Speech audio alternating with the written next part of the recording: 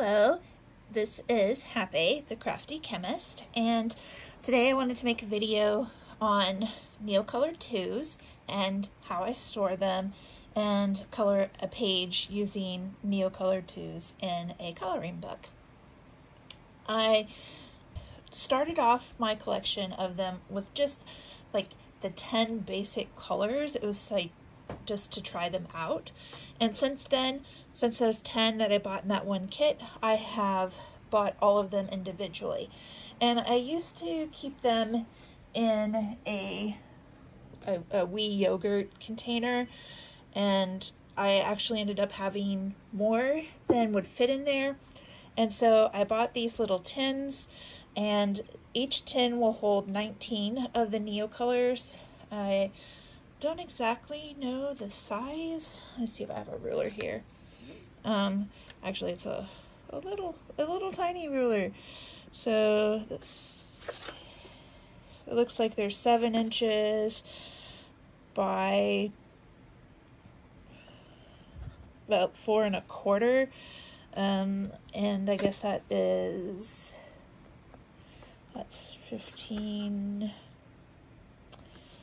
17.5 centimeters by 10.5-ish centimeters.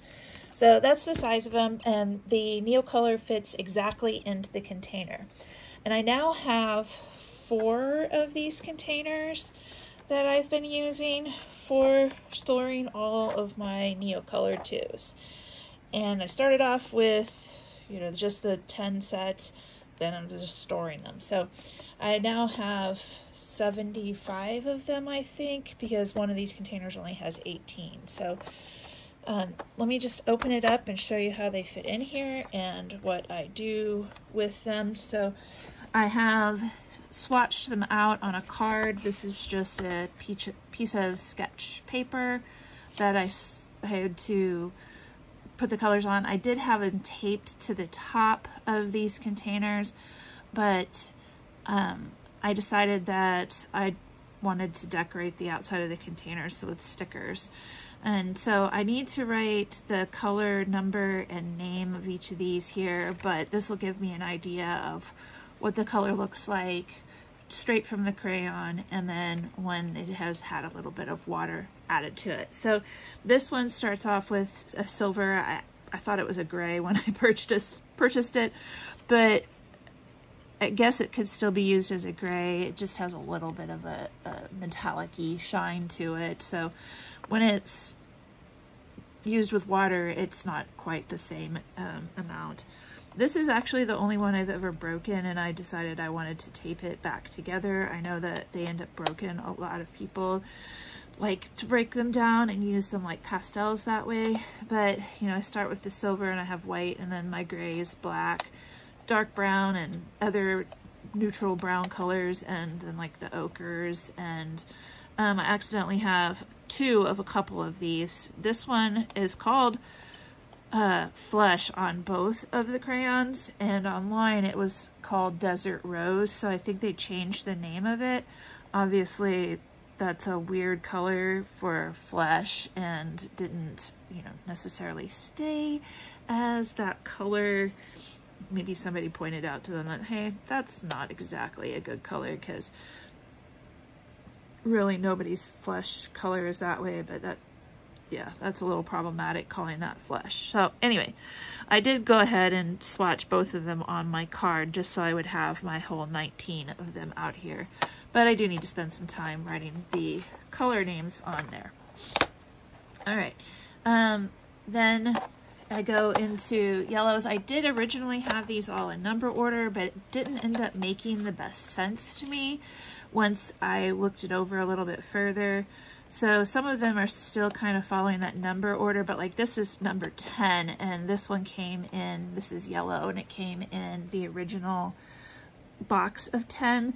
And then this other yellow here, which is canary yellow, is 250, and this lemon yellow is 240. So I just didn't feel like if I kept them in the order that the numbers are on here, that it would make the most sense. So I have yellow to orange, these peachy ones here and red. And then I have my one little pink here. Actually, I think that one it's actually called pink. And then I go into it, I ran out of room, so I go into a different container. But these pop right out of the box, and I can just use them. Actually, this is Fast Orange, which I just picked up the other day to like fill in spaces in these 4 containers. And I could, like I said, I could have gotten one more. And I'll have to figure out if there is one that's missing in the box that has like only 18 that I want. So this was the neutrals and my grays and blacks and whites, and so the stickers here are supposed to kind of reflect that earthy tone kind of stuff going on there with the white flower there. And then these stickers are the reds and oranges and yellows. So I didn't actually have any orange stickers. These are from my scrapbooking days, but I figure that the yellow and the red will be a good enough clue to me that it's going to have that orange in there in the middle. And this container here, obviously, I'm going to have green, and I have this teal turquoise kind of color going on here to tell me that that's where I'm going to be starting. Actually, I should maybe turn these the other way. Yeah, I think I may want to change this, and then I would easily be able to just flip the card. But I think, yeah, I will rearrange these so that I have the yellow to the green to the turquoisey blue. But you know, these all fit in here again very nicely. I think, yeah, I have 2 of this one again, so just random, like, accidentally got this color again when I was at the store. I was like, oh, it's so pretty, I don't think I have it. Well, I have 2 lime greens, so I can use a lot of lime green. Even though these 2 look very similar on the swatch and in the thing, they are 2 different colors. One's emerald green and the other one is, this is emerald green, this one's thiocyanine green. So, you know, they do look very similar, but they are different colors. This one has a little bit more of a blue lean, and this one has a little bit more of a yellow or pure greenish color for it. Actually, I think this one is the one that's grass green, but I think this is the one they call green. No, that's bright green. I forget which one was the green that I got in the box. I think this one may be a new one to me too. I think a grass green came in the box. Anyway, those are the greens, and I happen to have a bunch of cactus stickers because I used to live in Arizona, so these are all from my scrapbooking days. I did not buy any of these stickers.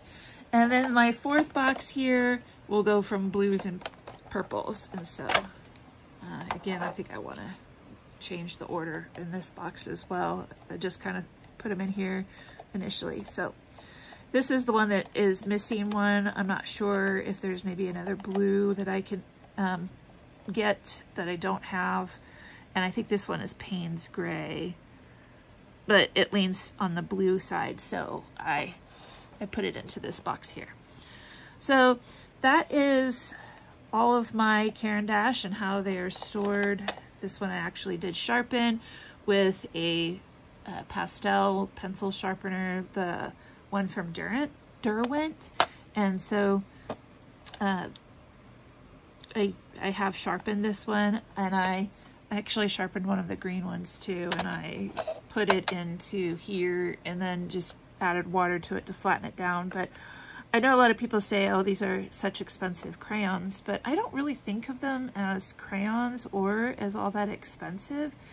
These are really nice and fun to use, and so like crayons I kind of think of more along the lines of Crayola, and these, you know, with their water soluble qualities, these are like a watercolor or a paint. And as far as getting a nice stick of that kind of stuff, this is an expensive art product in my personal opinion, because, you know, a lot of other things are very expensive comparably. So like a single pencil can be a lot more money than a Caran d'Ache Neocolor II, which lasts a really long time. I've used these actually quite a bit, even though it may not look like it.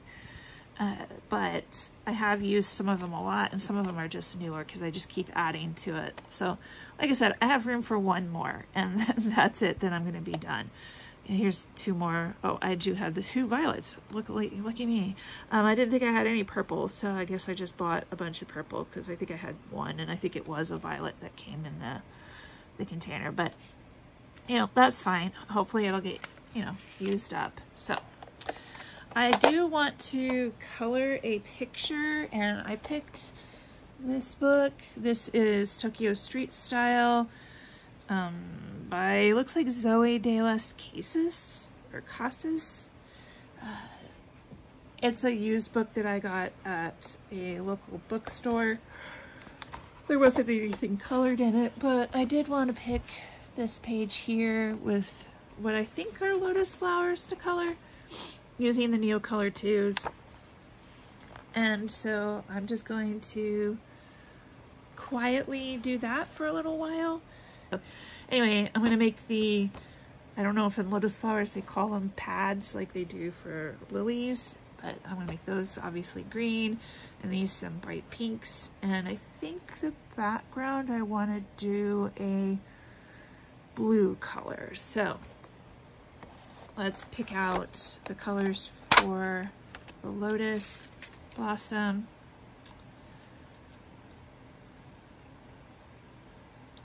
I think I want to go with this lightest yellow color here, this pink, and then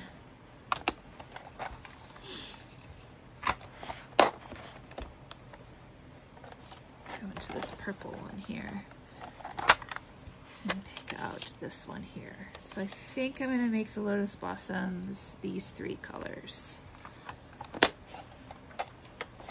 Now, I know that people are quite familiar with it, and there's a lot of different ways that people use the Neocolor IIs. I'm going to color straight onto the paper, and I'm going to put this yellow here at the tips of the flowers. I have discovered that the Neocolor IIs do seem to cover up some of the lines on the paper pretty well, even if they are diluted with water. So, you know, this is just putting them straight on here as like a crayon. But coloring with them can go pretty fast. In one of my last videos, I had colored a parakeet, and I did not activate with water any of the pigment that was put down from the crayons. I don't tend to, this one is one that I've used quite a bit, and I even use it straight off of the tip with a water brush, but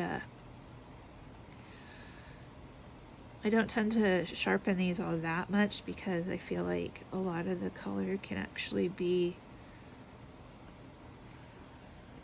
I like to have it swoosh around, whether I'm smooshing the straight Neocolor crayon or, you know, it kind of makes a bunch of little, let's see if you can see, there's a lot of little edges on there, and I just find an edge.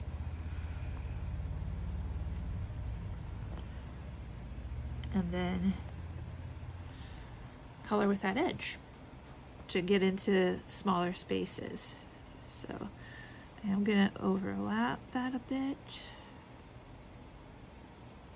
on those yellow tips.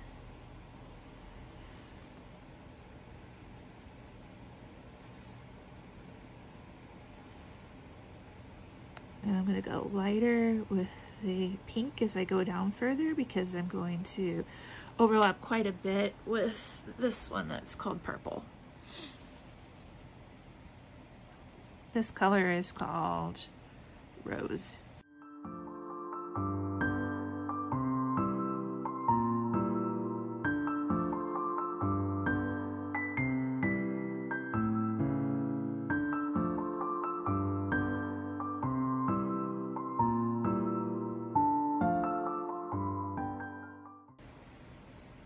most of the time on the paper, you can't see the lines from where you were coloring, so I don't take the best care in making a nice clean line or even coloring in all of the space.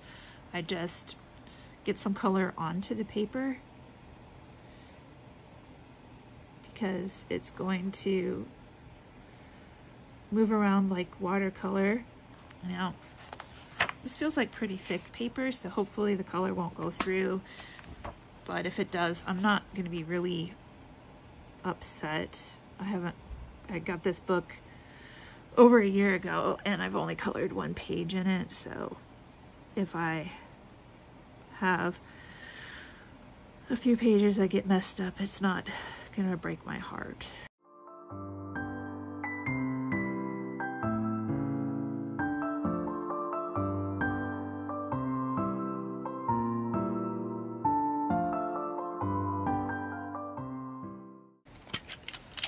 Now then, I'm going to use a water brush to get it going. I do like to have a place where I can dip the water brush in to get some of the color off if it ends up with too much color, and so that I don't have to constantly be squeezing the brush. I'm going to start at that yellow end and then work my way down into the purple end. I feel like that was too much water, so I'll just use a paper towel and wipe some of it off of here. Some of the color off my brush.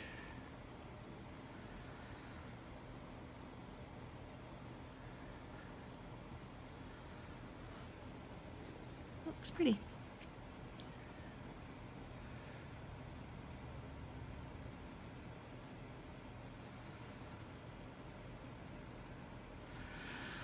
So that ends up filling in all of the little grooves in the paper, the tooth of the paper.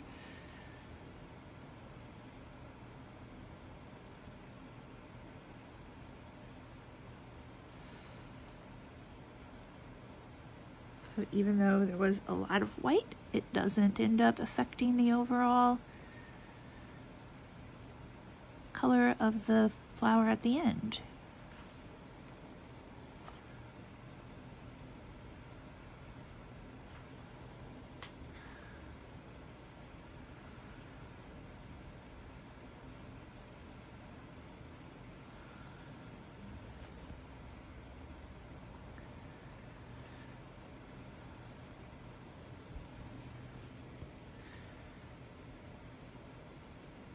Thing about Neocolor IIs is it's easy to create a smooth transition of colors. And once this is dry, if I wanted to, I could come back and put more water on it. Or, not more water, but more color on it.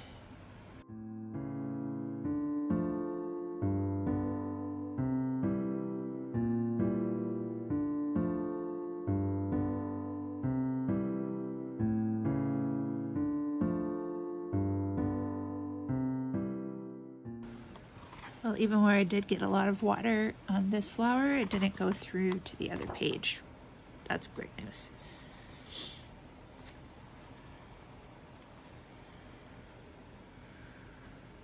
Looks like I did accidentally get some on that page there.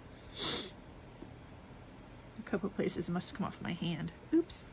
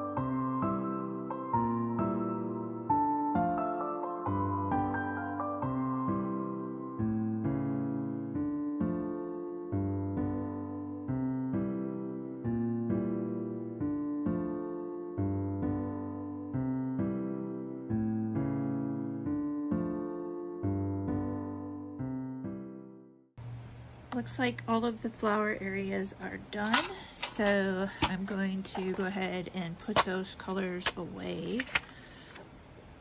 And my yellow here and my pink here.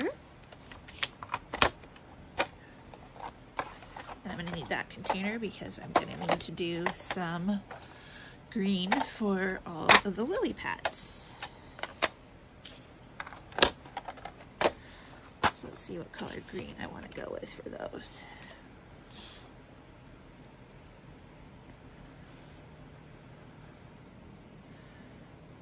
I think I do want to go very green. So I'm going to use this grass green. But I'm also going to use this one, which is called moss green. Or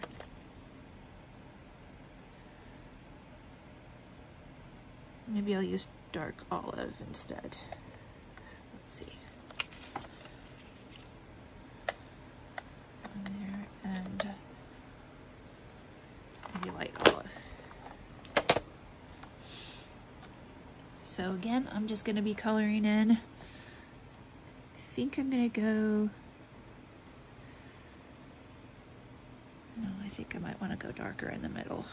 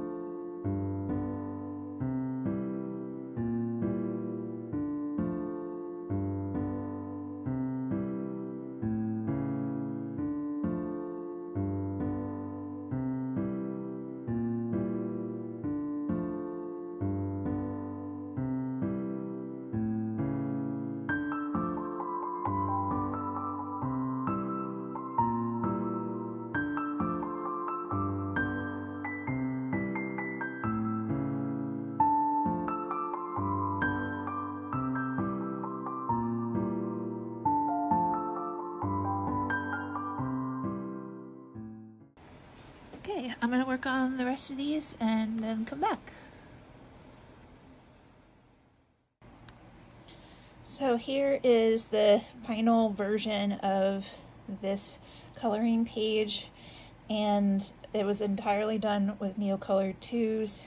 The background I ended up using the Prussian blue crayon for, which is number 159, and I did it in 2 layers. The first layer I actually activated with water, and then I have gone back over the top of it with just the crayon to fill in any spaces in the color.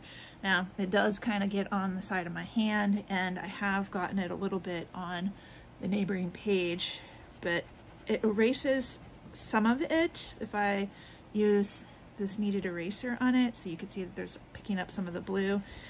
And also, when I finally color this page, I think that all the color will actually just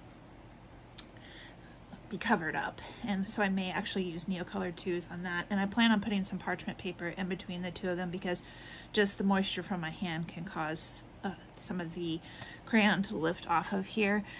At this point, like, it's so thick that I don't necessarily want to activate it, but I have done a few other pages where I have just left this completely unactivated and colored the whole thing just as if this was a regular Crayola type crayon. And I love the brightness of the colors. You can see that I used the 3 different colors of green in here and the 3 colors for this part, and I almost left the background blank, but I really thought that it looked pretty with like this dark blue background on there. So this is, you know, my collection of Neocolors and how I store them, and a page colored with it. Thanks for watching. I like watching your videos on Neocolor IIs. I've watched a lot of them. I don't need a review. I just like to see how you're using them in actual art. So I hope everybody enjoyed this, and happy crafting.